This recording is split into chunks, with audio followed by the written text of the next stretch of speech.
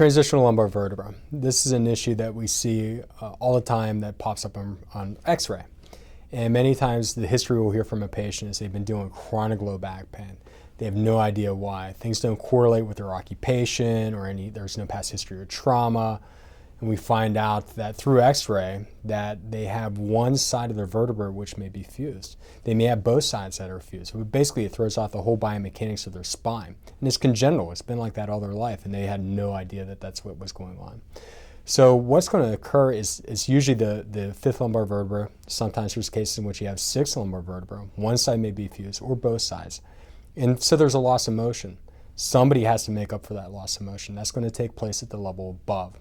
At L4 is the most common thing. If it's locked up on one side or fused on one side, the disc between L4 and L5 gets used and abused. It gets a double load going through it before it breaks, so it results in extra mechanics and it breaks down faster.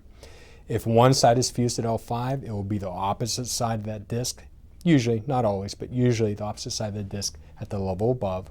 So this patient may present to our office with left low back pain, left leg pain, and we find that there's a fusion, congenital fusion, L5, that resulted in a premature breakdown of the disc at L4.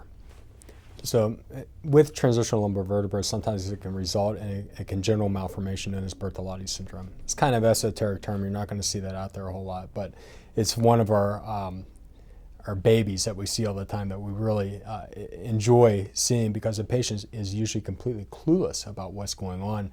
And after we explain it to him, it makes a lot more sense.